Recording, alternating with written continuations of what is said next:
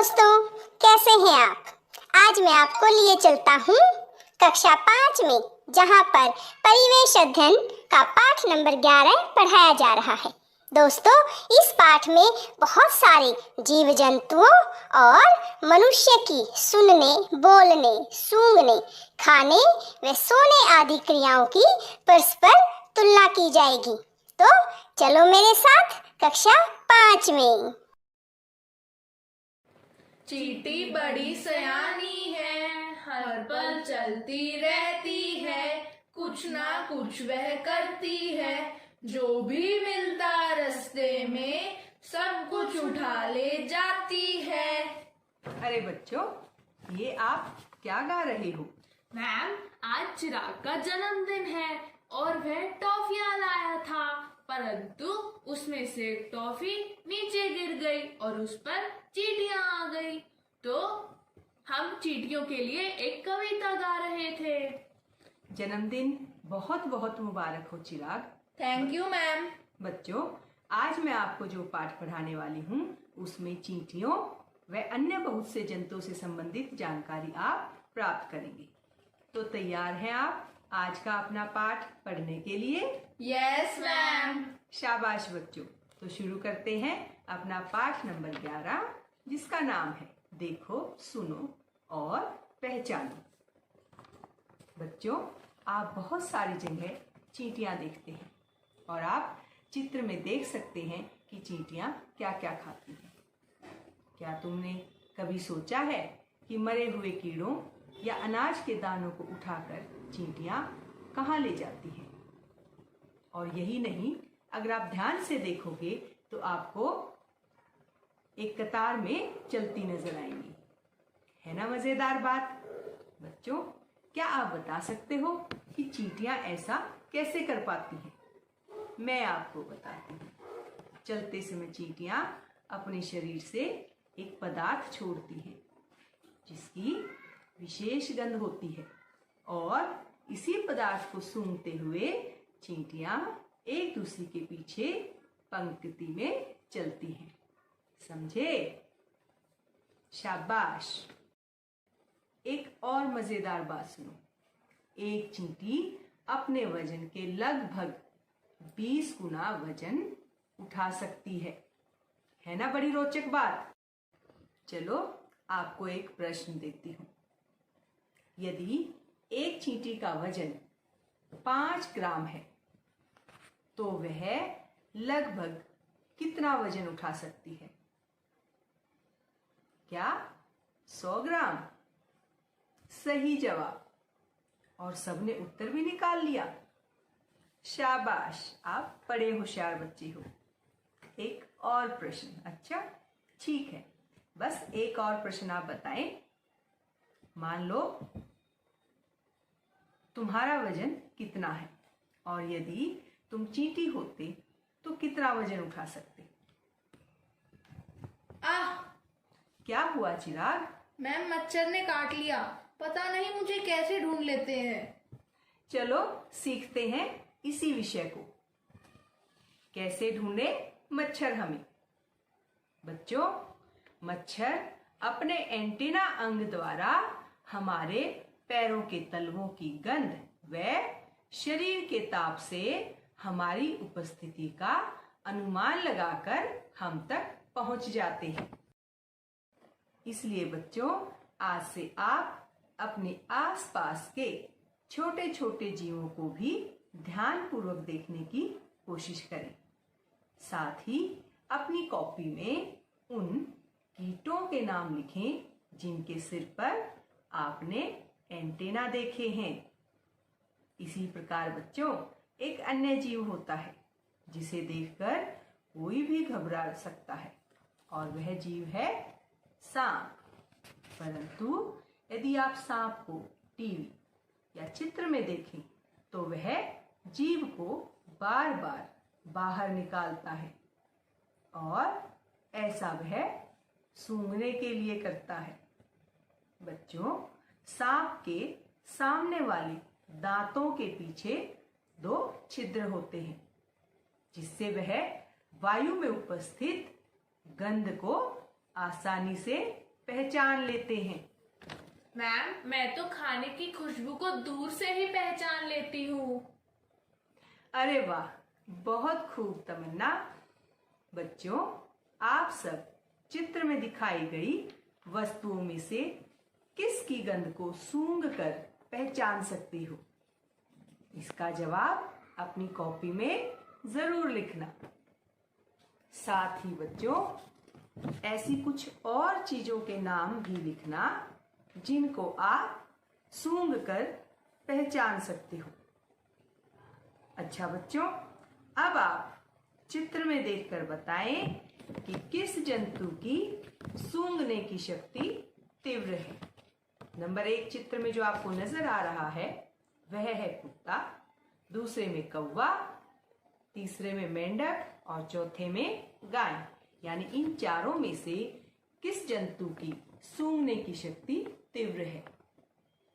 शाबाश, कुत्ते की सूंघने की शक्ति तीव्र होती है और इसीलिए पुलिस तथा सेना द्वारा अपराधियों को पकड़ने के लिए कुत्तों का सहयोग लिया जाता है।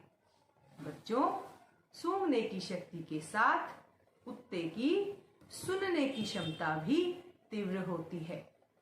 हम जिन हल्की अथवा तेज आवाजों को नहीं सुन सकते, चमगादड़, कुत्ते और मोर आदि उन आवाजों को आसानी से सुन लेते हैं। बच्चों, अपने सुनने की क्षमता को जानने के लिए आप ये क्रियाकलाप करके देखना।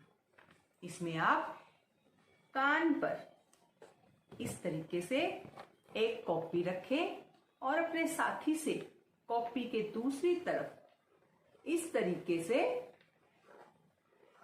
खरोंचने को कहें और अब कॉपी को कान से हटाकर फिर खरोंचो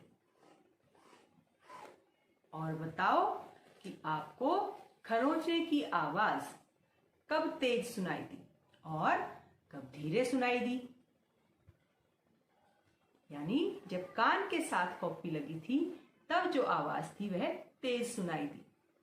ऐसा क्यों हुआ? बच्चों, वायु में ध्वनि की चाल ठोस वस्तुओं में ध्वनि की चाल की अपेक्षा धीमी होती है। इसलिए जब कॉपी आपके कान पर लगी थी तो आपको आवाज तेज सुनाई दी थी। है ना बड़ी मजेदार? शुभम, तुम अपनी आंखों पर पट्टी क्यों बांध रहे हो? मैम, मैं अपने दोस्तों की आवाज को पहचानने की कोशिश कर रहा हूँ। बच्चों, यह खेल तो आप अपने घर पर भी खेल सकते हो। जैसे अपने भाई बहनों के साथ बारी बारी से अपनी आंखों पर पट्टी बांधकर आप अलग अलग आवाजों को पहचानने की कोशिश करना। देखना, आपको बड़ा मजा आएगा। आप इन चित्रों को ध्यानपूर्वक देखो और लिखो कि इन जीवों की आंख कहाँ स्थित है। इनके साथ साथ आपने अपने आसपास जिन पक्षियों को देखा है उनके नाम भी लिखो और यह ध्यान करो कि उन पक्षियों की आंखें चेहरे के किस तरफ स्थित हैं। अधिकतर पक्षियों की आंखें चेहरे के दोनों तरफ होती हैं, इसीलिए वे दो अलग अलग दिशाओं में एक साथ देख सकते हैं। उल्लू की आंखें सामने की ओर होती हैं और इनकी आंखों में विशेष प्रकार की संरचनाएं होती हैं जिनसे यह रात को आसानी से देख सकते हैं। यह पक्षी रात को केवल काले और सफेद की ही पहचान कर पाता है और आवाज की कंपन से अपने शिकार को ढूंढ लेता है। पक्षियों की तरह कुछ जानवरों जैसे गाय, भैंस, हिरन, जेब्रा आदि की आंखें भी चेहरे के दोनों तरफ होती हैं। वे बिना गर्दन घुमाए अपने आसपास देख सकते हैं। क्या तुम ऐसा कर सकते हो कि बिना गर्दन घुमाए अपने आसपास देख सकते हो? बच्चों, चील की देखने की शक्ति मनुष्य से 4 गुना होती है। यह ऊंचाई पर उड़ते हुए भी जमीन पर अपने शिकार को देख लेती है और हवा में गोता लगाकर उसे बड़ी फुर्ती से पकड़ लेती है। यह दाएं बाएं देखने के लिए अपने सिर को घुमाती है। यही नहीं बच्चों, बिल्ली और कुत्ते आदि को तो दिन की अपेक्षा रात को अधिक दिखाई देता है। कैसे? क्योंकि इनकी आंखों में विशेष संरचनाएं होती हैं जिनकी सहायता से ये रात को आसानी से देख लेते हैं। इस विशेषता के साथ साथ बच्चों, बिल्ली, कुत्ते, बाघ, तेंदुए आदि की आंखों में लेंस की एक विशेष परत होती है जो शीशे की तरह रोशनी फेंकती है। इससे वे शिकार को स्पष्ट देख पाते हैं। बच्चों, सिर्फ इन जंतुओं की आंखों में ही लेंस नहीं होता, अपितु हमारी आंखों में भी एक लेंस होता है। जब यह ठीक से काम नहीं करता तो हम नजर का चश्मा लगाते हैं। बच्चों, इस बात से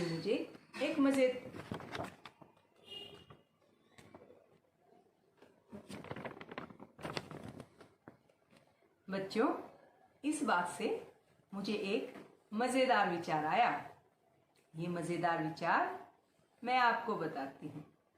आप भी अपनी आंखें जांच सकते हो। कैसे? ये बोर्ड पर लिखा वाक्य पढ़ो।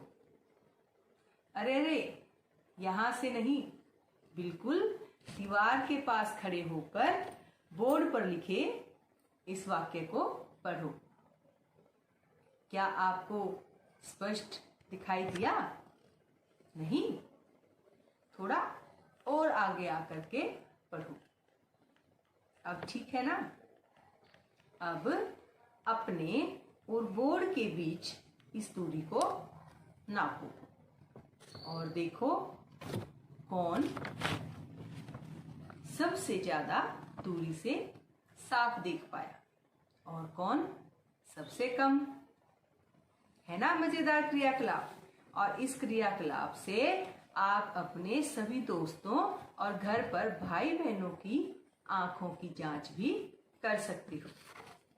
इसके अलावा बच्चों, आप अपने चारों तरफ रंग बिरंगा संसार देखते हैं, परंतु जितने रंग आपको दिखाई देते हैं उतने रंग जानवरों को दिखाई नहीं देते।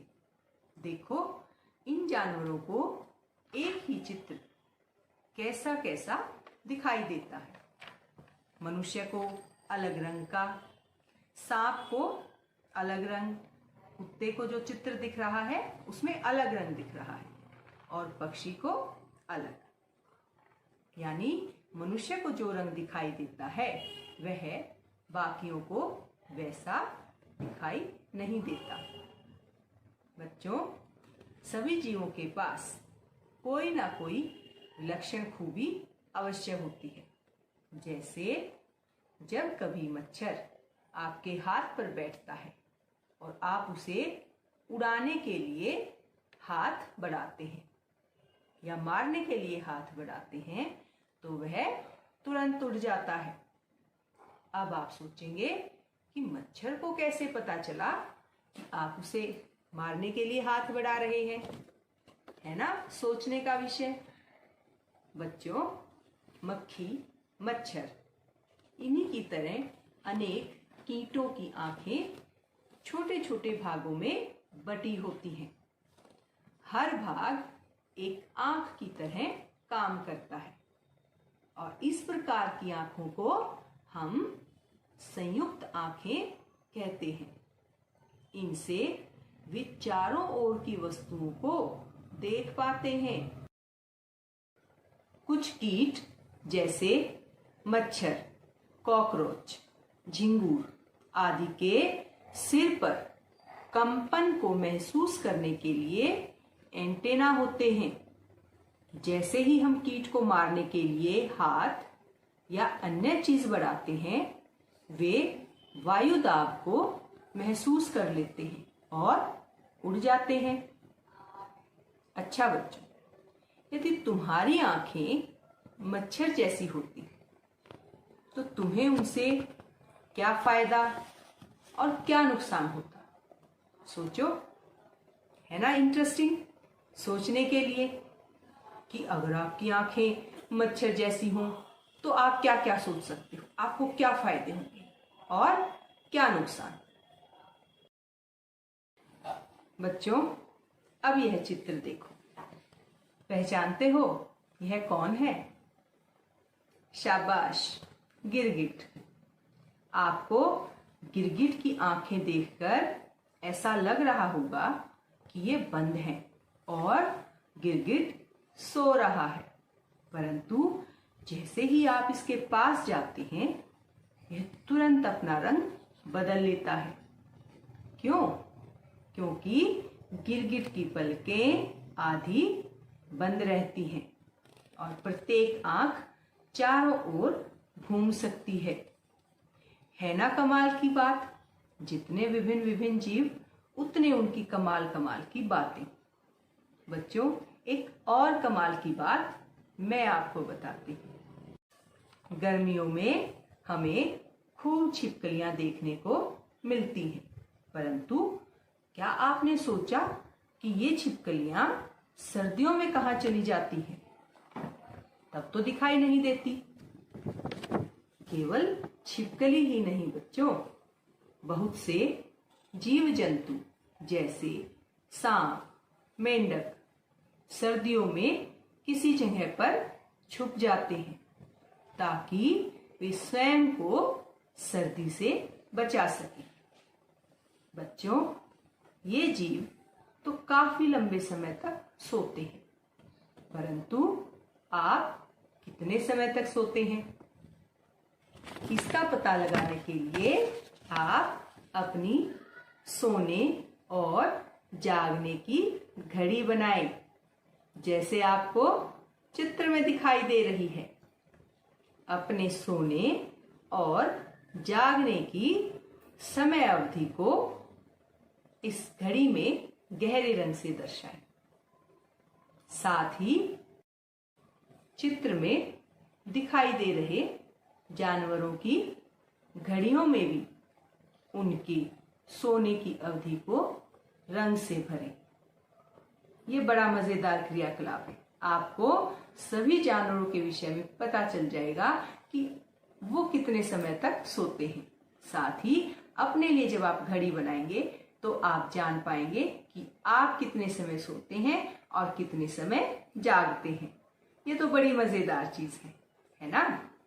और रंग भरना आपको वैसे ही पसंद है, तो रंग से आप खेल खेल में ही सीख जाएंगे अपने और अलग अलग जानवरों के सोने और जागने का समय।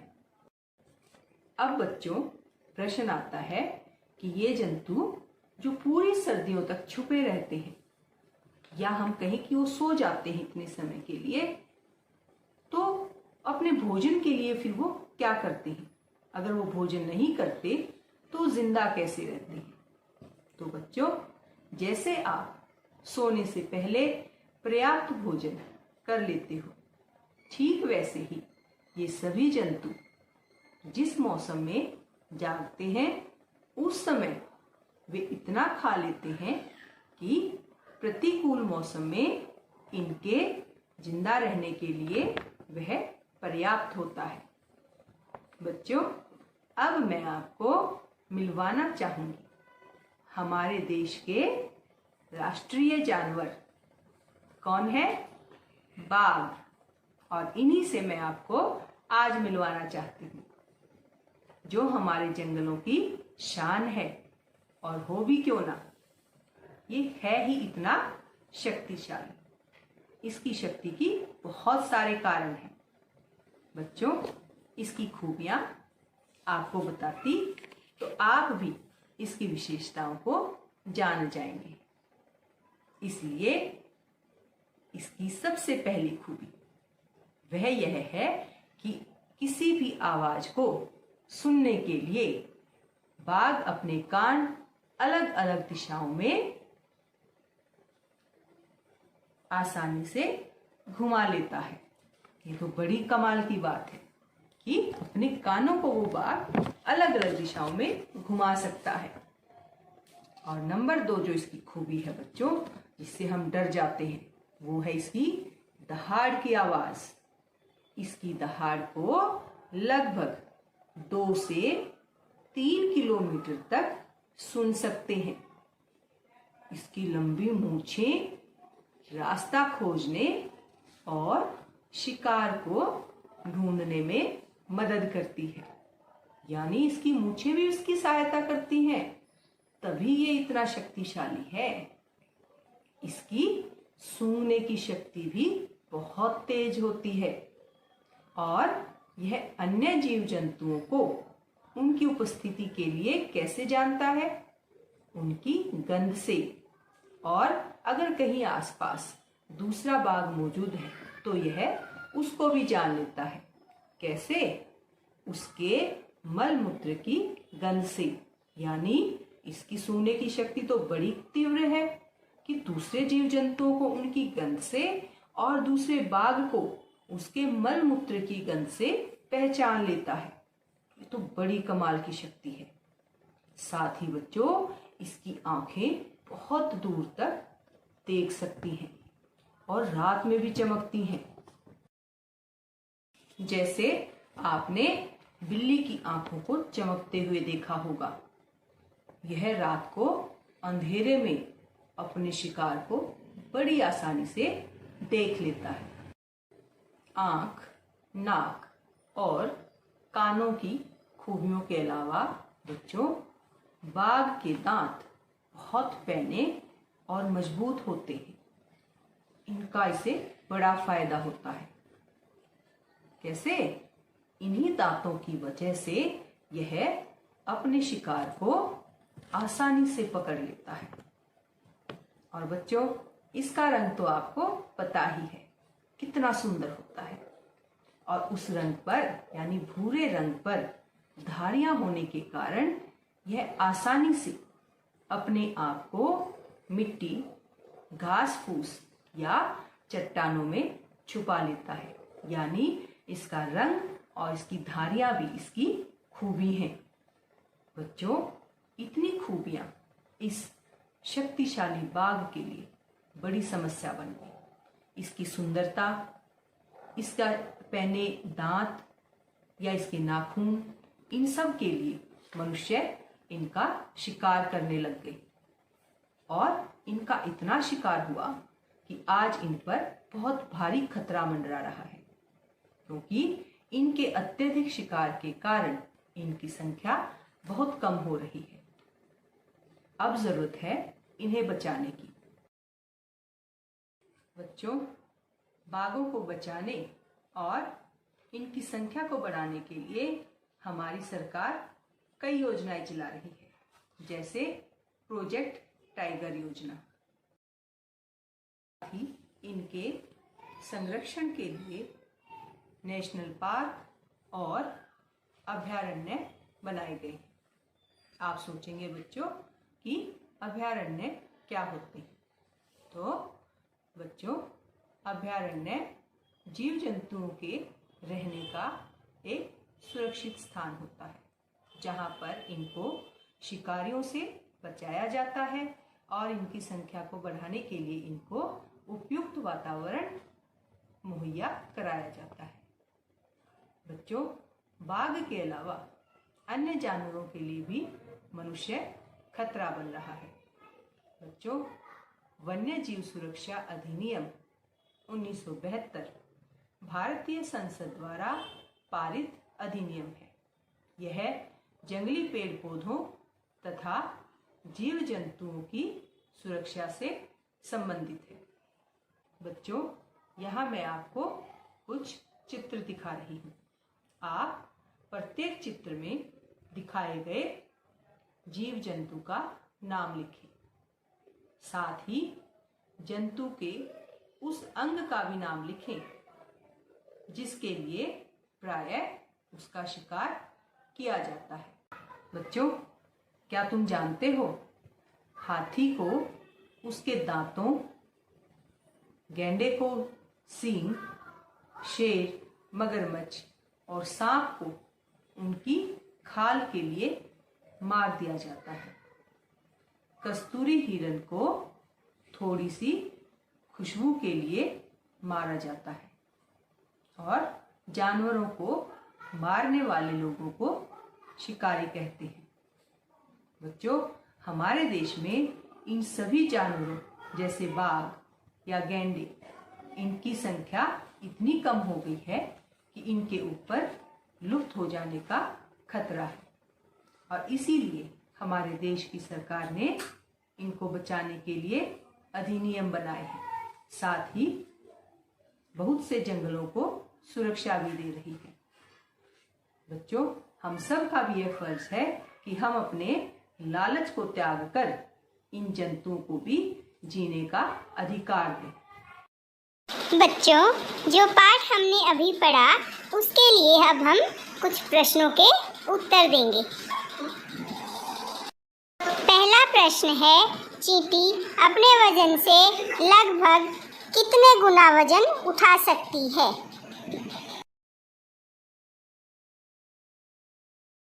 किसकी सूंघने की शक्ति तीव्र होती है?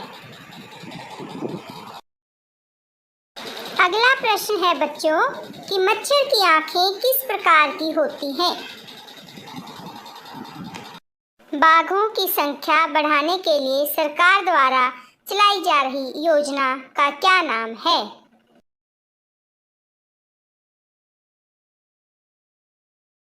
और अंत में बच्चों दिए गए चित्र में रंग भरें। तो बच्चों, ये था अपना पाठ। उम्मीद है आपको अच्छे से समझ आया होगा। धन्यवाद।